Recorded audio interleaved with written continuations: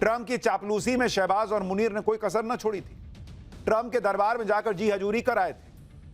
मतलब अगर तलवे चाटने का अवार्ड मिलता तो शहबाज मुनीर को मिलता, और ट्रंप तो कहता होगा कि मेरा जूता मत चाटो भाई, गंदा हो जाएगा। इतना ये लोग मतलब एकदम लग गए थे और नोबेल के लिए नॉमिनेट करके ट्रंप को खुश कर दिया। और ट्रंप ने एक बार नहीं सोचा, ये पाकिस्तान अपने यहां लोगों को आटा नहीं दिलवा पाता है, अपने यहां लोगों को बिजली ढंग से नहीं दे पाता है, ये आपको दिलाएगा नोबेल प्राइज। इसकी इज्जत है दुनिया में। आज ट्रंप अंदर ही अंदर रो रहे होंगे कि पाकिस्तान से नॉमिनेशन करवाया ही क्यों। ट्रंप को पहले ही समझ लेना चाहिए था कि जो अपने लोगों को खाना नहीं दे सकता पाकिस्तान, वो आपको ट्रंप को नोबेल दिलवा दे। ट्रंप ने बड़ी गलती तो तभी कर दी थी भाई जब वो पाकिस्तान के भरोसे बैठे थे कि पाकिस्तान नॉमिनेट कर देगा, हो जाएगा। अरे पाकिस्तान की कोई औकात है दुनिया में? और वो शहबाज वो चला गया यूएन में, सोचा मैंने बोल दिया हो जाएगा। नरेंद्र मोदी पहले ही समझ गए थे कि ट्रंप के साथ खेला हो जाएगा। इसलिए आप देखिए कि कल ही पीएम मोदी ने ट्रंप से फोन पर बात कर ली थी। पीएम मोदी ने स्मार्ट दाव खेला बॉस। नोबेल पुरस्कार के ऐलान से ठीक पहले ट्रंप से फोन पर बात की, जिसमें गाजा युद्ध रुकवाने के लिए ट्रंप को बधाई दी। यह बातचीत शायद इसलिए हुई जिससे ट्रंप को यह ना लगे कि उन्हें नोबेल ना मिला तो इसके पीछे भारत जैसे देश हैं, क्योंकि भारत ने ट्रंप के नोबेल को लेकर कुछ तो बोला नहीं था, नॉमिनेट तो किया नहीं था, जबकि दुनिया के कई देश ट्रंप को खुश करने के लिए नोबेल देने की बात कर रहे थे। कल ही पीएम मोदी ने ट्रंप को फोन कर दिया और गाजा को लेकर जो बातचीत हुई उसमें उसकी ट्रंप की तारीफ कर दी कि भाई उनको पता था आज तो इसको मिलेगा नहीं, ये पैर पटकेगा। उससे पहले भाई को बता दो कि भाई हमको मत बोलना, हम तो तुम्हारे साथ, हमने तारीफ की तुम्हारी। अपने दोस्त डोनाल्ड ट्रंप से फोन पर बात हुई, ये नरेंद्र मोदी ने कल ही लिख दिया था। ट्रंप को ऐतिहासिक गाजा शांति योजना की सफलता पर बधाई। हम दोनों ने भारत अमेरिका के बीच ट्रेड नेगोशिएशन की अच्छी प्रगति की समीक्षा की। दोनों इस बात पर सहमत हैं कि आने वाले हफ्तों में करीबी संपर्क बनाए रखेंगे। अब जब ट्रंप को नोबेल नहीं मिला तो वो अपनी खींच निकालेंगे, लेकिन ये खींच भारत पर निकाल नहीं पाएंगे। खींच निकालेंगे तो पाकिस्तान जैसे देशों पर, जो अपना काम बनाने के लिए ट्रंप को नोबेल के सपने दिखा रहे थे। ट्रंप का सपना तो टूट गया, अब ट्रंप पाकिस्तान को तोड़ेंगे। पाकिस्तान से अब तक ट्रंप अच्छी अच्छी बातें कर रहे थे, लेकिन अब धीरे धीरे अमेरिका अपने असली रंग में आ रहा है और पाकिस्तान का तेल निकालने की तैयारी कर रहा है। पाकिस्तान कई देशों से यह खबरें फैला रहा था कि अमेरिका ने उसे नई एडवांस मिसाइल दे दी, लेकिन अमेरिका ने इस खबर का खंडन कर दिया। अमेरिका ने पाकिस्तान को नई advance medium range air to air मिसाइलें एमराम देने से की खबर से ही इनकार कर दिया। अमेरिका ने साफ साफ कह दिया कि पाकिस्तान को एमराम मिसाइल देने की खबरें फर्जी हैं भाई, हम ना दे रहे इनको कोई मिसाइल। एमराम मिसाइलें अमेरिकी F-16 जेट्स पर लगती हैं। पाकिस्तान के पास पहले से C5 वेरिएंट हैं जो 2010 में मिली थी। नई मिसाइलें C8 वेरिएंट की हैं, लेकिन अमेरिका ने साफ कहा कि रक्षा विभाग ने दूसरे देशों के साथ जो समझौते को अपडेट किया है उसमें सिर्फ पुरानी मिसाइलों को चलाने के लिए पार्ट्स हैं। इसमें पाकिस्तान की हवाई ताकत में कोई बड़ा बदलाव नहीं आएगा। यानी अमेरिका ने भी यह बता दिया है कि भाई अब दूर हट, नहीं जरूरत तुम्हारी। ट्रंप को नोबेल प्राइज नहीं मिला और इससे नॉर्वे भी तनाव में है। नोबेल न मिलने पर ट्रंप गुस्से में नॉर्वे के खिलाफ भी एक्शन ले सकते हैं, क्योंकि नॉर्वे को टेंशन है कि ट्रंप नोबेल अवार्ड देने की प्रक्रिया नहीं समझते। नोबेल अवार्ड देने में नॉर्वे सरकार की कोई भूमिका नहीं होती है। ट्रंप ये सब समझे बिना नोबेल न मिलने के लिए नॉर्वे पर भड़क सकते हैं। नॉर्वे की सरकार का कहना है कि हमें हर एक्शन के लिए तैयार रहना होगा। ट्रंप नॉर्वे के ऊपर टैरिफ लगा सकते हैं, नेटो के लिए ज्यादा फंड मांग सकते हैं, नॉर्वे को दुश्मन देश घोषित कर सकते हैं। ऐसी इमेज बना ली है ट्रंप ने दुनिया में कि लोग ये समझ गए हैं कि ट्रंप को समझना बड़ा मुश्किल है। जो लोग सोचते हैं कि बस उसे ही सच मान लेते हैं, इसलिए नॉर्वे की सरकार अपनी तरफ से तैयारी करे बैठी है कि भाई इसको नहीं दिया नोबेल तो कहीं हमको ही ना ठोक दे। ट्रंप को नोबेल न मिलने पर नॉर्वे में क्या बातें हो रही हैं वो भी देखिए।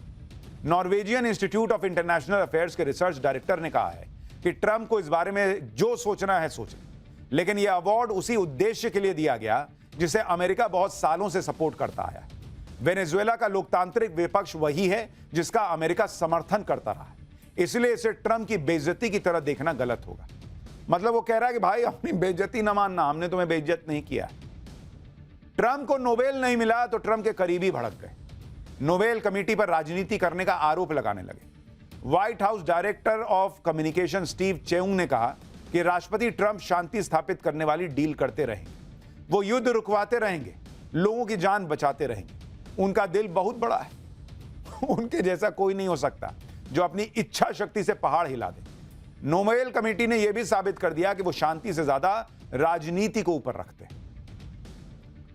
ट्रंप प्रशासन अपना गुस्सा नोबेल कमेटी पर उतार रहा है, लेकिन आप ये देखिए कि वेनेजुएला की जिस नेता को नोबेल मिला है उसकी तारीफ खुद डोनाल्ड ट्रंप कर चुके हैं। डोनाल्ड ट्रंप ने वेनेजुएला की लीडर मारिया कोरिना मचाडो की तस्वीर पोस्ट करते हुए मारिया को वेनेजुएला की डेमोक्रेसी एक्टिविस्ट बताया था।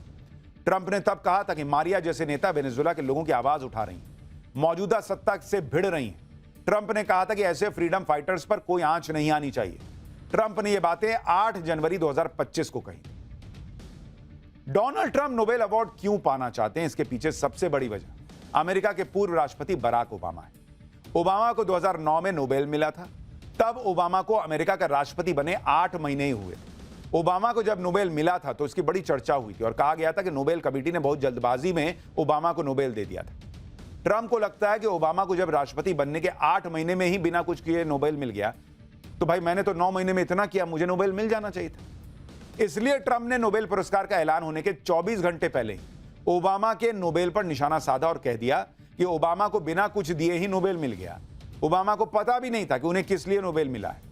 उन्होंने ओबामा को नोबेल इसलिए दिया कि अमेरिका को ओबामा बर्बाद कर दे। यानी ट्रंप बार बार याद दिला रहे थे कि भाई कुछ भी करके मुझे दे दो, मैं तो ओबामा से भी बेहतर हूं। लेकिन ट्रंप को लगता है कि जब बेकार से बेकार नेता को नोबेल मिल चुका तो उनको नोबेल क्यों ना मिले। ट्रंप को यह भी लगता है कि वो नोबेल लेकर इतिहास में नाम दर्ज करवा ले, क्योंकि अमेरिका के 4 राष्ट्रपतियों को पहले नोबेल मिल चुका है। जैसे अमेरिका के पूर्व राष्ट्रपति थियोडोर रूजवेल्ट को पद पर रहते 1906 में नोबेल मिला, क्योंकि उन्होंने उस वक्त रूस जापान का युद्ध रुकवाया था। अमेरिका के पूर्व राष्ट्रपति वुडरो विल्सन को पद पर रहते हुए 1919 में नोबेल मिला, क्योंकि उन्हें पहले विश्व युद्ध के बाद शांति स्थापित करने के लिए लीग ऑफ नेशंस बनाने के बाद बनाया, जो बाद में यूएन बना। अमेरिका के पूर्व राष्ट्रपति जिमी कार्टर को पद छोड़ने के 21 साल बाद 2002 में नोबेल मिला, जिन्हें कई संघर्ष रुकवाने और मानव अधिकारियों के लिए काम करने के पुरस्कार मिला। अमेरिका के पूर्व राष्ट्रपति बराक ओबामा को पद पर रहते हुए 2009 में नोबेल पुरस्कार मिला, जिन्हें राष्ट्रपति बनने के 8 महीने में ही पुरस्कार मिल गया। तो ट्रंप को लगता था कि भाई सबको मिला है, मुझे क्यों नहीं मिलेगा, मैंने तो तीर मार दिया है। अरे जबरदस्ती का दौड़ के ट्वीट कर देने से कि मैंने भारत पाकिस्तान का युद्ध रुकवा दिया, नोबेल नहीं मिलता। उनको लग रहा था वो ओबामा की बराबरी कर लेंगे, क्योंकि ओबामा ने तो कुछ भी नहीं किया था उनके हिसाब से। उल्टे ओबामा ने नोबेल लेने के बाद युद्ध पर युद्ध शुरू कर दिए थे, जबकि ट्रंप इसलिए नोबेल मांग रहे थे कि उनका दावा था कि उन्होंने 8 युद्ध रुकवाए। ट्रंप ने कल ही नोबेल पुरस्कार पर कहा कि इतिहास में किसी ने भी 9 महीनों में 8 युद्ध नहीं सुलझाए। मैंने बहुत से लोगों की जान बचाई, मैंने ऐसा किसी पुरस्कार के लिए नहीं किया, लेकिन ऐसा पहले कभी नहीं हुआ। अच्छा देखिए, ट्रंप को भी लग गया था कि मामला गड़बड़ है, उनको नोबेल मिलेगा नहीं। वो हाल के दिनों में 2 बार, मतलब मैं आपको सुनवाता हूं, सुनिए, कई बार ऐसा कह चुके थे कि देखिएगा ये लोग मुझे नहीं देंगे, किसी को भी दे देंगे। मतलब भाई को समझ में आ रहा था कि खेला तो होगा। आप सुनिए उन्होंने कैसे संकेत दिए थे, फिर आपको असली वजह भी बताऊंगा कि क्यों उनको नोबेल नहीं मिला। I have no idea. I mean, look, I did settle. Marco would tell you we settled 7 wars. We're close to settling an 8th. And I think we'll end up settling the Russia situation, which is horrible. 7,000 people died last week, by the way, in Russia, between Russia and Ukraine. I think we'll settle that. So I don't think anybody in history has settled that many, but perhaps they'll find a reason not to give it to me, you know? Perhaps they will. We'll have 8. 8 in 8 months. That's pretty good. Nobody's ever done that.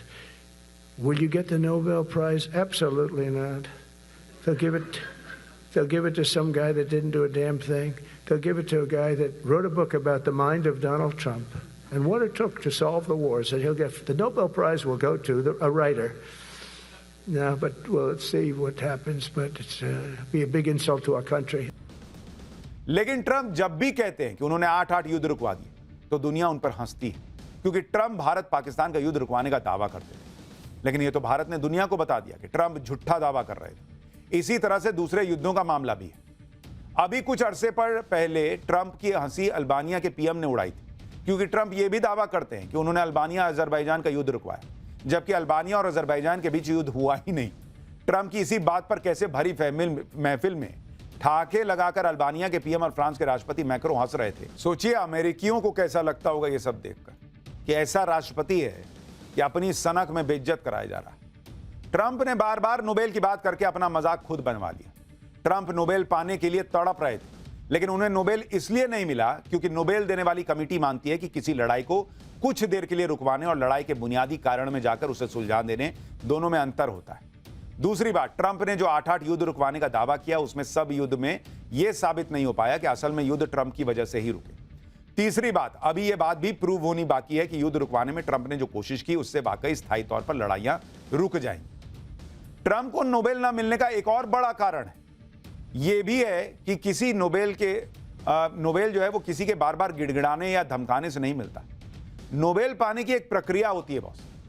Trump को इस साल Nobel पाने के लिए फरवरी तक nomination दाखिल करना था। 31 जनवरी लास्ट डेट थी। ट्रंप को 1 फरवरी के बाद नोबेल शांति के लिए नॉमिनेट किया गया। पहले इजराइल के पीएम ने और फिर पाकिस्तान ने ट्रंप को नॉमिनेट किया था, लेकिन नॉमिनेट करने से कुछ नहीं हुआ क्योंकि ट्रंप का नाम कट ऑफ डेट के बाद आया। भाई 31 जनवरी तक नॉमिनेशन फाइल करना था। ट्रंप ने शपथ ही 20 जनवरी को ली थी, तो 10 दिन में ऐसा तो कुछ नहीं कर दिया, तीर मार दिया कि 10 दिन में उनका नॉमिनेशन होता। और जब नॉमिनेशन की डेट ही निकल गई तो आप 25 बार कहते रहिए कि मेरा नाम दे दो, मेरा नाम दे दो, शहबाज कह दे, कोई कह दे, क्या फर्क पड़ता है उससे? ये वैसा ही है कि आपने एग्जाम में घंटी बज गई, उसके बाद आप पेपर पे लिखे जा रहे हैं, अब पेपर सबमिट ही नहीं हुआ, तो आप अपने आप में मानते रहिए कि मैं टॉपर था, मैंने लिख दिया। अरे भाई, जो घंटी बज गई, आपने पेपर जमा ही नहीं किया था तब तक, तो आप कौन बात के टॉपर? तो इसलिए ट्रंप को मिलना ही नहीं था भाई नोबेल, क्योंकि उनका सारा नॉमिनेशन 31 जनवरी के बाद आया था। लेकिन जिनको मिला है नोबेल पीस प्राइज, उनके बारे में भी आपको जानना चाहिए।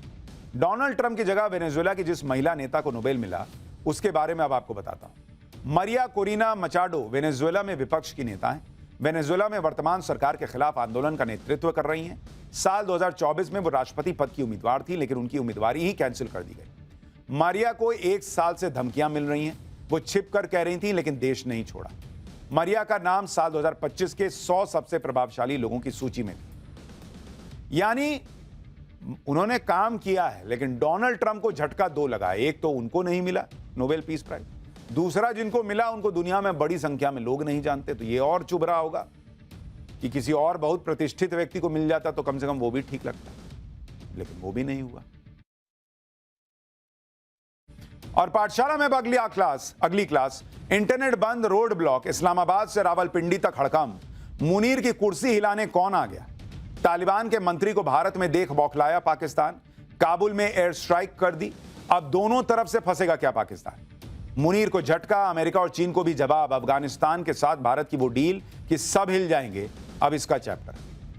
भाई, अगले 24 घंटे में पाकिस्तान में कुछ भी हो सकता है। मुनीर की कुर्सी पलट सकती है, पाकिस्तान में सरकार गिर सकती है, पाकिस्तान के अंदर और बॉर्डर पर युद्ध छिड़ सकता है। पाकिस्तान में ऊपर से नीचे तक बहुत पैनिक वाले हालात हैं। आप देखिए इस वक्त पाकिस्तान में क्या हो रहा है। पाकिस्तान की राजधानी इस्लामाबाद में इंटरनेट बंद कर दिया गया है। इस्लामाबाद जाने वाले रास्ते ब्लॉक कर दिए गए हैं। जिस रावलपिंडी शहर में पाकिस्तान सेना का हेडक्वार्टर है, वहां भी इंटरनेट और रास्ते बंद कर दिए गए। मुनीर को किससे और क्यों डर लग रहा है वो आपको बताऊंगा। इस बीच पाकिस्तान ने एक और मुसीबत को न्योता दे दिया। हमने आपको बताया था कि कैसे पाकिस्तान भारत से लगे बॉर्डर पर टैंक्स की मूवमेंट बढ़ा रहा है। अब पाकिस्तान ने अफगानिस्तान में नया कांड कर दिया है। पाकिस्तान ने अफगानिस्तान के काबुल में एयर स्ट्राइक कर दी, यानी अफगानिस्तान पाकिस्तान में कभी भी मारधाड़ मच सकती है। पाकिस्तान ने काबुल पर ऐसे वक्त में एयर स्ट्राइक की है जब तालिबान सरकार के विदेश मंत्री आमिर खान मुतक्की 7 दिन के भारत दौरे पर है और आज ही भारतीय विदेश मंत्री एस जयशंकर से मिले हैं। इस बीच जिस अमेरिका के भरोसे पाकिस्तान इतना उछल रहा था, उस अमेरिका ने भी पाकिस्तान को बड़ा झटका दिया है। यानी कुल मिलाकर देखें तो पाकिस्तान इस वक्त हर तरफ से फंसा हुआ है। पाकिस्तान के अंदर बवाल है, बॉर्डर पर खतरा है, ऊपर से चीन चुप है, अमेरिका भाव दे नहीं रहा, मुस्लिम देश गाजा पीस प्लान में लगे हैं, मुनीर अकेला पड़ गया है। इस बीच पीएम मोदी ने पाकिस्तान को नया झटका दिया है। भारत दौरे पर आए तालिबान के मंत्री के साथ भारत ने वो डील की है कि पाकिस्तान तिलमिला गया है। पाकिस्तान के अंदर क्या हो रहा है, कैसे बवाल मचा है, बॉर्डर पर क्या हो रहा है, आज आपको सब देखना चाहिए। पाकिस्तान में ऐसा भयंकर बवाल मचा हुआ है जो शहबाज और मुनीर के संभाले नहीं संभल रहा। ट्रंप के चक्कर में फंसकर शहबाज और मुनीर ने अपने ही घर में आग लगा ली। ट्रंप ने गाजा में शांति के लिए जो प्लान तैयार किया उसका पाकिस्तान ने समर्थन किया, लेकिन इससे पाकिस्तान के कट्टरपंथी भड़क गए। पाकिस्तान की कट्टरपंथी पार्टी तहरीके लब्बैक ने शहबाज और मुनीर के खिलाफ मोर्चा खोल दिया है। तहरीके लब्बैक के विरोध को कुचलने के लिए पाकिस्तान ने सेना तक उतार दी, जिसके बाद टीएलपी का विरोध हिंसक हो गया है। असर लाहौर से लेकर इस्लामाबाद और रावलपिंडी तक दिख रहा है। पाकिस्तान के शहर लब्बैक लब्बैक के नारे से गूंज रहे हैं। तहरीके लब्बैक वो पार्टी है जिसने पहले भी पाकिस्तान की सरकार और सेना के खिलाफ मोर्चा खोला है और इस बार भी तहरीके लब्बैक पीछे हटने के मूड में नहीं दिख रही। तहरीके लब्बैक के विरोध प्रदर्शन का गढ़ लाहौर बना हुआ है। लाहौर में सैकड़ों हजारों की संख्या में टीएलपी के कार्यकर्ता जमा हो गए। ये लगातार शहबाज शरीफ के खिलाफ नारेबाजी कर रहे हैं। पुलिस टीएलपी के प्रोटेस्ट को कुचलने के लिए सारी कोशिशें कर रही है, लेकिन टीएलपी वाले पीछे हटने को तैयार नहीं। पूरे लाहौर शहर को पुलिस ने बंद कर दिया। सड़कों पर बड़े बड़े कंटेनर रखे गए जिससे कोई आ ना सके और इससे आम लोग भी परेशान हो रहे हैं। सड़कों पर पुलिस गश्त कर रही है। देखिए कैसे भीड़ लाहौर में सड़क पर उतर आई है। पुलिस ने तहरीके लब्बैक के प्रमुख मौलाना साद रिजवी को गिरफ्तार भी कर लिया है, जिससे टीएलपी कार्यकर्ता और भड़क गए। गाजा पीस प्लान के विरोध में टीएलपी ने आज अमेरिकी दूतावास घेरने का ऐलान किया। इसके लिए बड़ी संख्या में टीएलपी के कार्यकर्ता जमा हुए। पुलिस ने तहरीके लब्बैक को रोकने के लिए भयंकर इंतजाम किया। जैसे ही टीएलपी के लोग आगे बढ़े, पुलिस के साथ झड़प हो गई। टीएलपी के लोगों का कहना है कि पाकिस्तानी रेंजर उनके ऊपर तेजाब की बारिश कर रहे हैं, जिससे भीड़ इकट्ठा ना होने पाए।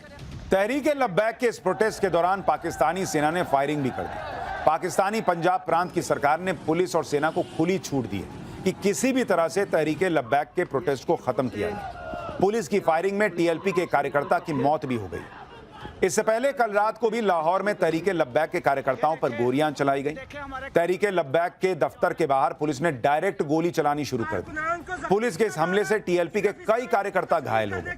तहरीके लब्बैक के विरोध प्रदर्शन से शहबाज और मुनीर की हालत खराब हो गई। तहरीके लब्बैक इस्लाम के नाम पर शहबाज और मुनीर के खिलाफ प्रोटेस्ट कर रहा है। इनका आरोप है कि शहबाज और मुनीर ने फिलिस्तीन को धोखा दिया है, अमेरिका के कहने पर इजराइल को मान्यता दे दी है। इसी वजह से पाकिस्तान के आम मुसलमानों में तहरीके लब्बैक की रीच बढ़ रही है।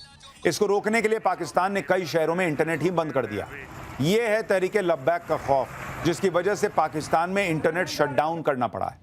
इस्लामाबाद की तरफ जाने वाली हर सड़क को कंटेनर की मदद से बंद किया जा रहा है। और हमने आपको पहले ही कहा है कि पाकिस्तान कभी मुसलमानों के साथ था ही नहीं। वो जब मौका मिलेगा वो अमेरिका के हाथों पूरा देश क्या पूरी कौम बेच सकता है, और वही मुनीर और शहबाज ने किया। इससे लोग भड़के हुए। तहरीके लब्बैक के विरोध और प्रदर्शन के पीछे की वजह तो आपको बता दी। अब बताता हूं कि तहरीके लब्बैक से पाकिस्तान की सरकार इतना डरती क्यों है। तहरीके लब्बैक पार्टी 2015 में मौलाना खादिम हुसैन रिजवी ने बनाई थी। तहरीके लब्बैक कट्टर इस्लामी विचारधारा वाली पार्टी है। टीएलपी पाकिस्तान में ईश निंदा कानून में बदलाव का विरोध करती है। 2020 में मौलाना खादिम के निधन के बाद उनके बेटे साद रिजवी इसके मुखिया बने। साद रिजवी ने 2021 में फ्रांस के खिलाफ पाकिस्तान में बड़ा प्रोटेस्ट किया। फ्रांस में पैगंबर मोहम्मद के कार्टून बनने के खिलाफ हंगामा किया था। फ्रांस के राजदूत को भगाने और फ्रांसीसी सामान पर बैन की मांग की थी। 2021 के हिंसक प्रदर्शन के बाद टीएलपी पर बैन तक लगा दिया गया था, लेकिन कुछ महीनों के बाद ही टीएलपी से प्रतिबंध हटा लिया गया। यानी तहरीके लब्बैक का इतिहास रहा है इस तरह के प्रोटेस्ट करने का। ये तस्वीरें साल 2021 में हुए प्रोटेस्ट की हैं। तब एक हफ्ते तक पाकिस्तान के कई शहरों में हिंसक झड़पें होती रही थी।